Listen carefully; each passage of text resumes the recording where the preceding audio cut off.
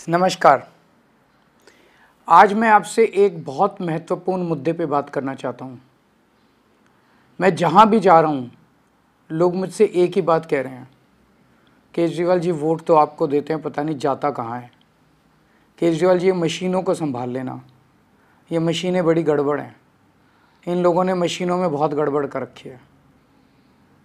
मैं दिल्ली की जनता को कहना चाहता हूँ कि मेरे को सूत्रों से पता चला है कि मशीनों से ये 10% वोट की गड़बड़ कर सकते हैं। आप इतना जम के वोट देना, इतना जम के वोट देना, एक एक झाड़ू का वोट डालने के लिए निकलना चाहिए कि अगर हमारी 15% की लीड हो गई तो 5% से जीत जाएंगे। 10% के ऊपर की लीड दे देना हर जगह। इतना जम के वोट डालना, इतना जम के वोट डालना कि इनकी मशीनों के ऊपर हम जीत जाएं।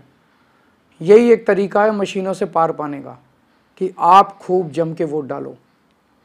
एहतियात के तौर पे हमने एक वेबसाइट बनाई है। महाराष्ट्र और हरियाणा के चुनावों से जो सीख मिली, उससे हमने ये तय किया है कि 5 तारीख की रात को इस वेबसाइट के ऊपर हर पोलिंग बूथ की ये 6 जानकारी हम उस वेबसाइट पे डाल देंगे, ताकि मशीनों से छेड़छाड़ ना की जा सके। नंबर 1, उस पोलिंग बूथ का नाम या नंबर क्या है। नंबर 2, उस पोलिंग बूथ का प्रिसाइडिंग ऑफिसर कौन है, उसका नाम। नंबर 3, कंट्रोल यूनिट का आईडी क्या है, जो कंट्रोल यूनिट है उसका आईडी क्या है। नंबर 4, उस बूथ पे रात तक, अंतिम तक टोटल कितने वोट पड़े। तो इससे ये पता चल जाएगा कि अगर 800 वोट पड़े तो गिनती 800 ही वोट की होगी, क्योंकि हम उसमें मशीन में डाल देंगे कि उस दिन कितने वोट पड़े।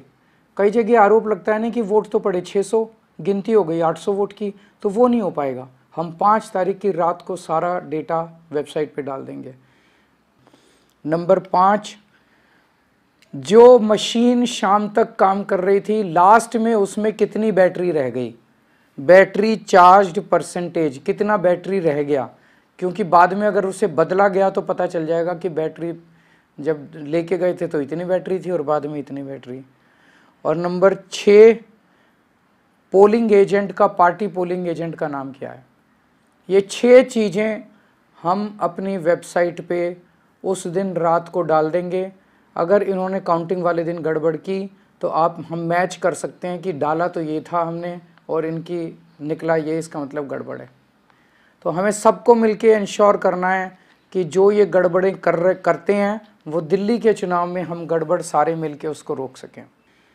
अंत में फिर से मैं ये कहना चाहता हूँ कि एक एक वोट पड़ना चाहिए। अगर हमें ईवीएम का खेल, इनका हराना है इनको ईवीएम के खेल में, तो एक एक वोट झाड़ू का पड़ना चाहिए। नमस्कार।